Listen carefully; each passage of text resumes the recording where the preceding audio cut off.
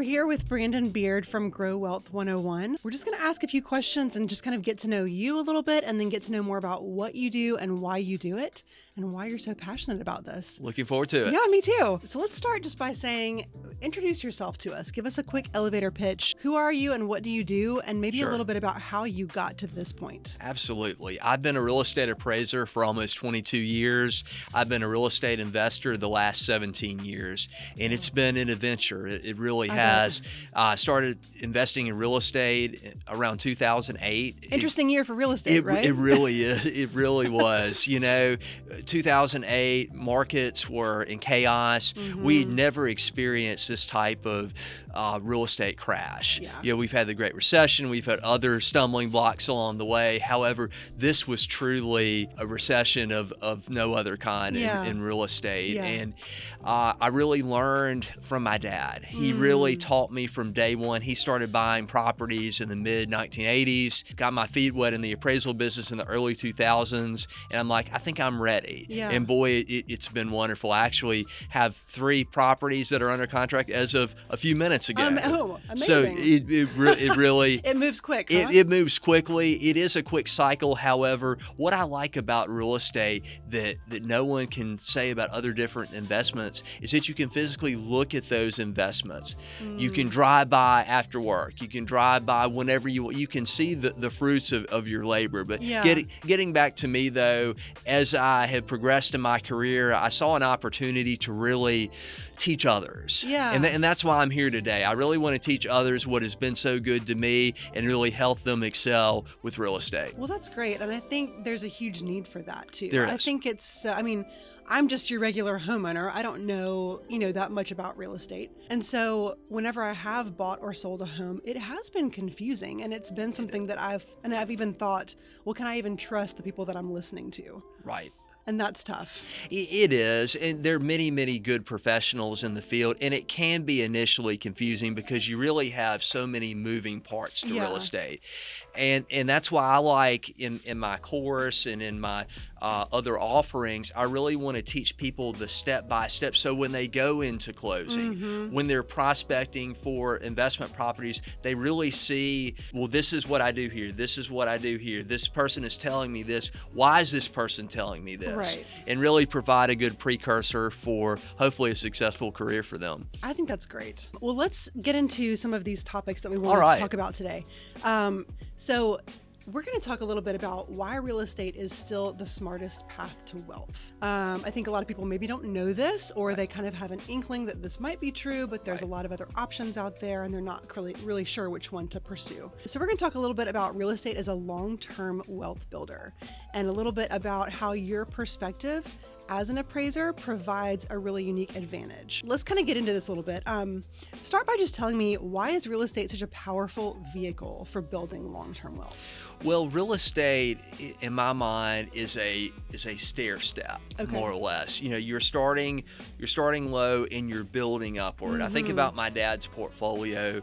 Years ago, he started to buy. Obviously, he had mortgages on the property, and he was able to leverage himself to a point where he essentially financed his entire retirement. He has other retirement mechanisms, and that's what really I'm doing though. Yeah. Obviously I make money in the short term, but the idea is when I get to retirement age, I feel like I have the amount of savings, the amount of regular income or monthly, when I say regular, monthly income to support myself. I'm not going to run out of money. And that's a lot of other financial products. You always have that fear, well, did I save enough? Did I do everything that I was supposed to do in my working years? Where real estate, over a period of time, you'll see appreciation. Yes, there are dips along the way. However, real estate historically has done incredibly well. So I would imagine, as you're talking to people about this, they're probably believing some things that are not true, right? So talk to me about the myths that are out there. What are people believing that you have found to not be true?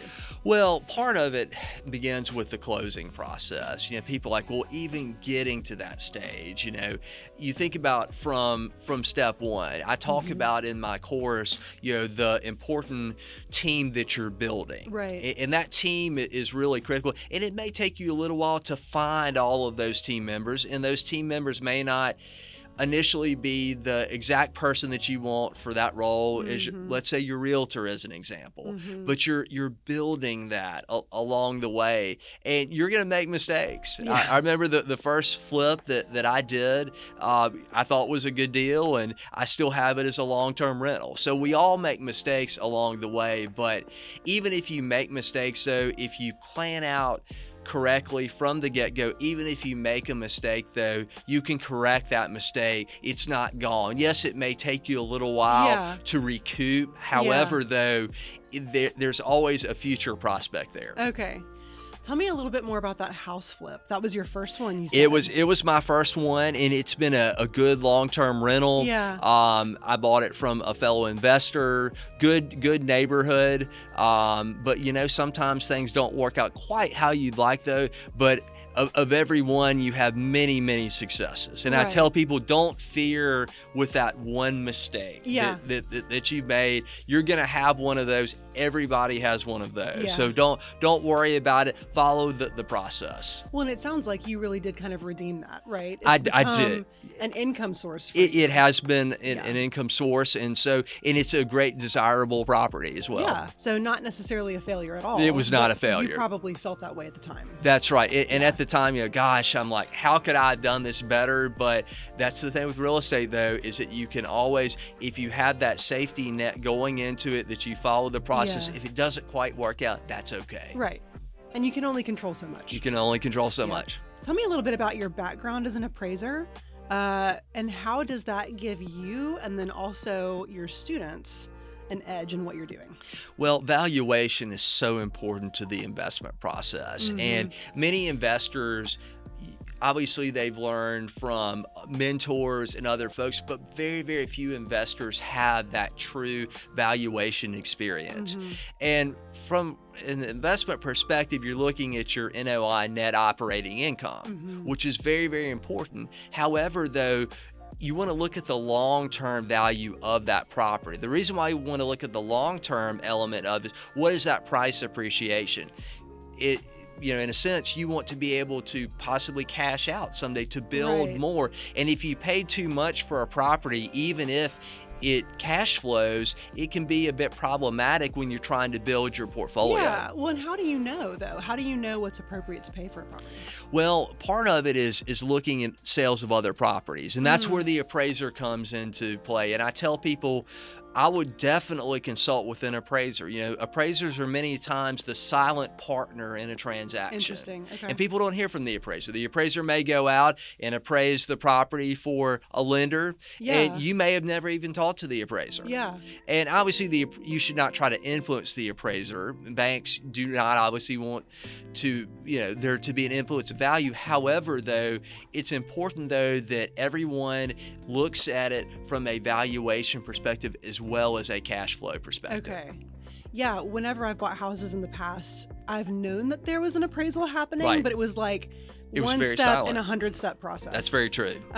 So tell me a little bit more about the importance of that. What is the appraiser doing, and how does that impact the person in the transaction? The appraiser is obviously going out and looking at the property.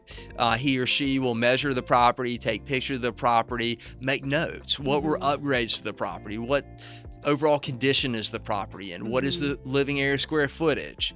What are the updating, remodeling elements of that? And so he or she will obviously pull the best sales in a neighborhood, reconcile those into a value of what the fair market value of a property is.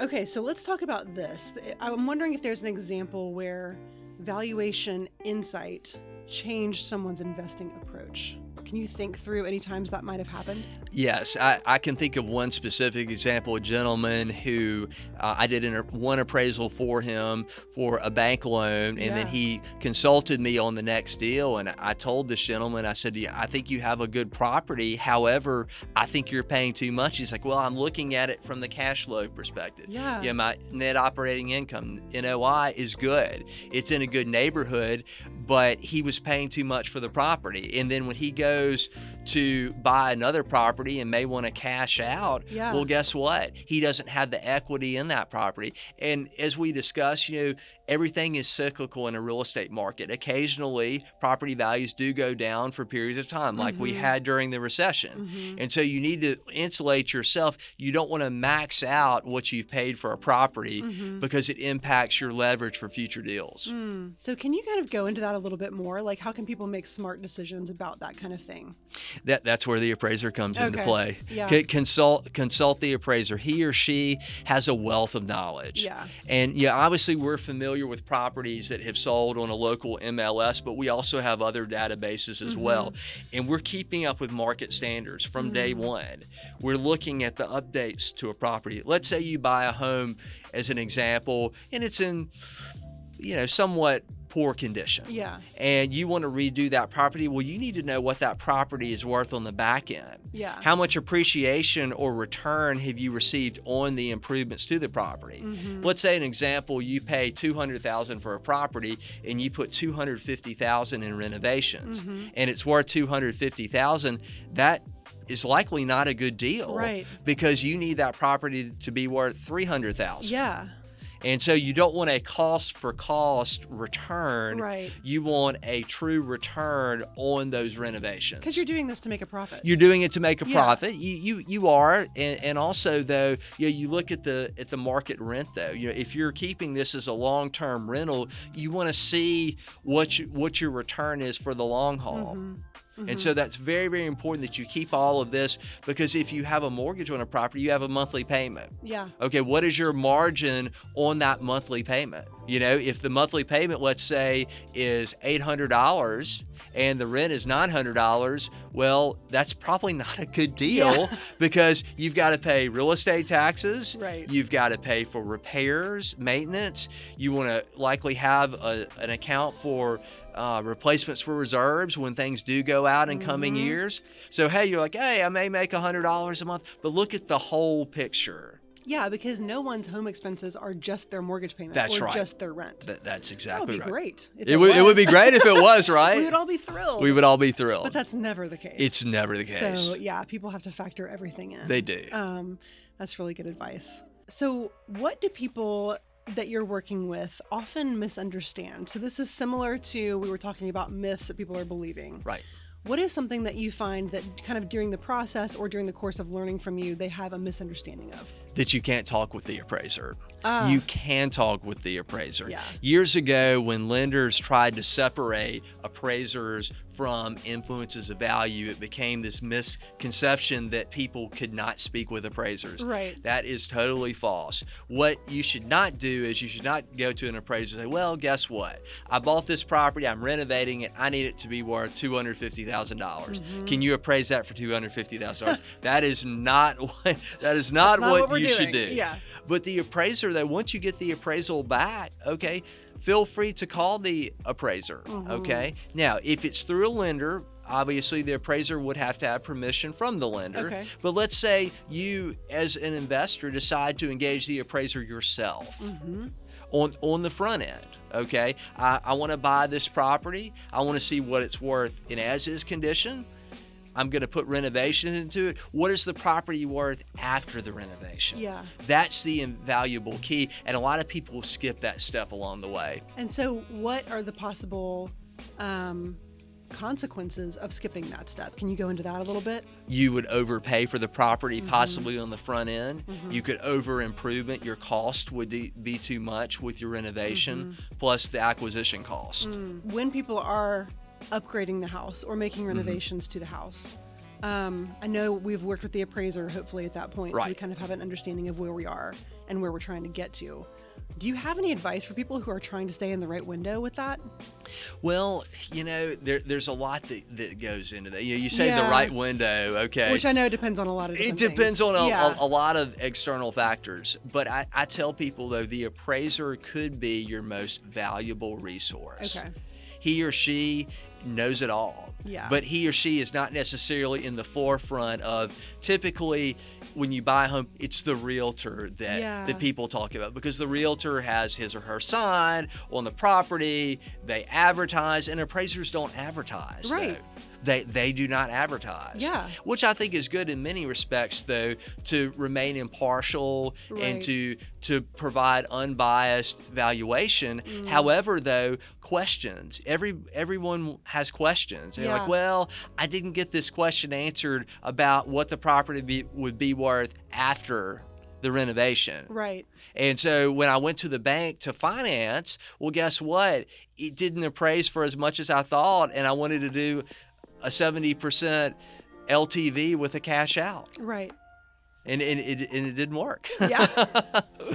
Tell us what an LTV is. Loan to value ratio. Okay. Yeah. And what is that? How does that work? Well, as an example, I gave you, if you pay $200,000 for a property, okay, you put $50,000 in it, okay, you need it to appraise for a certain amount in order to get to that LTV. Right. Okay. Which we said is 70% of the overall value of the property. Okay. So you were talking about, the real estate agent or the realtor is the one with the big presence. That's They're right. the ones whose face is on the sign or the billboard and everybody knows their name. The appraiser is like this background figure, right? That people, it's like you're sort of aware that they're doing something, but you rarely meet them and people don't even know they can talk to this person.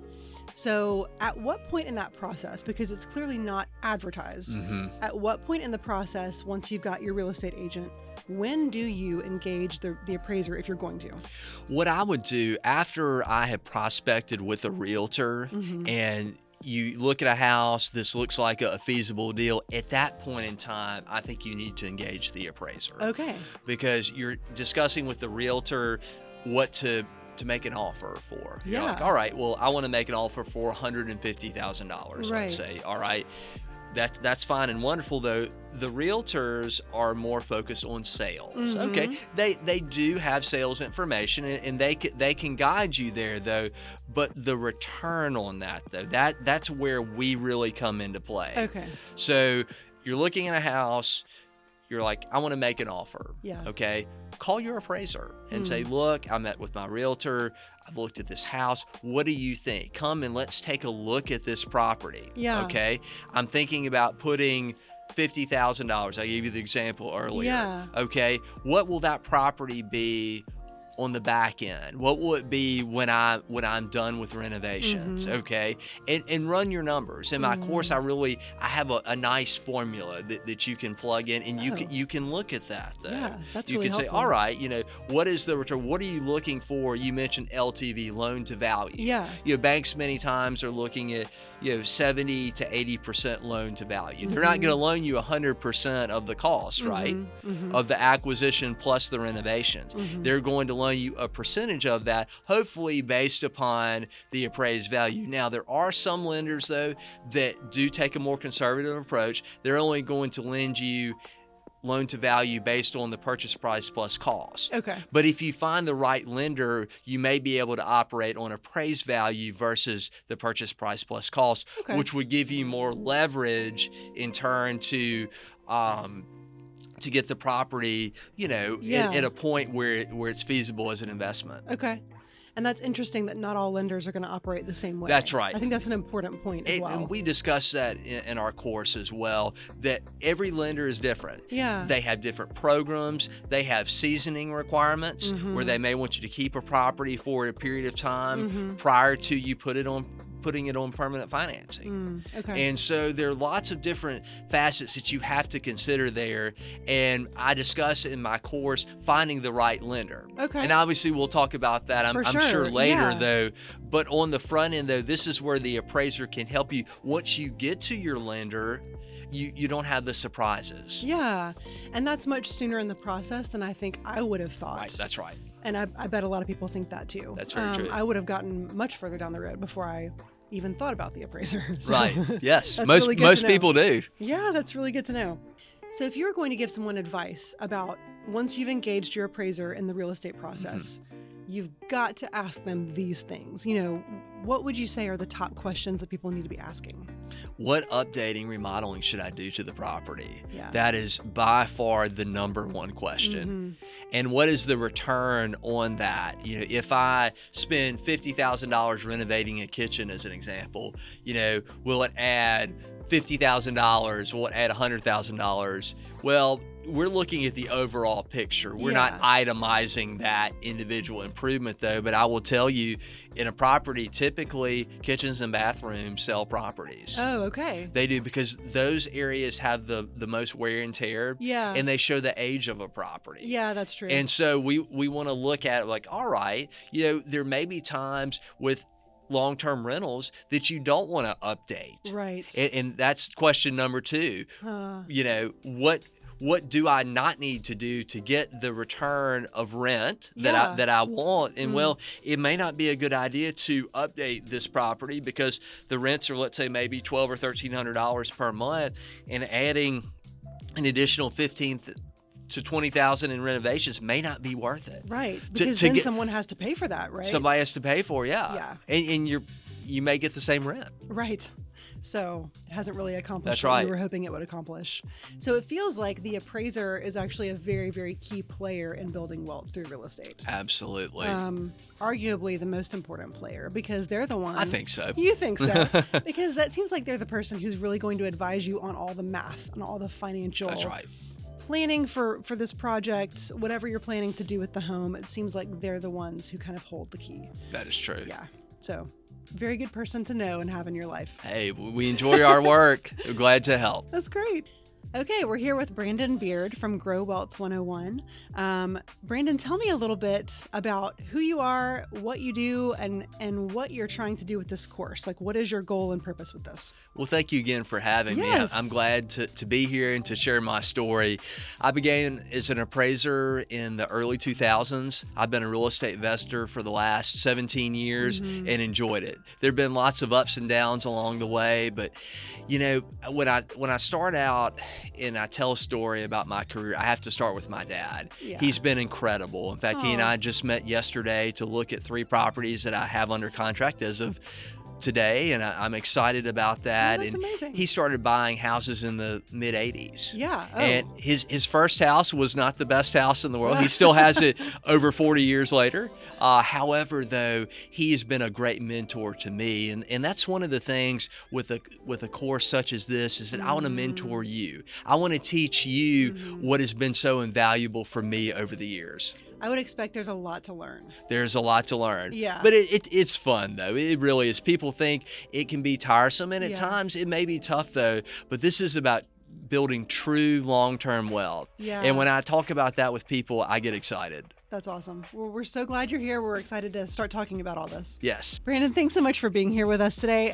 It was so interesting to hear you talking about this. I think why real estate is a good path to long-term wealth is something that people don't know a lot about, or maybe they're confused about. And I think you've done a really great job of clearing some things up for us and helping people make good decisions. Well, thank you. I really enjoyed it. I'm always glad to help people build wealth. That's great. Well, I look forward to talking to you again. Thank you.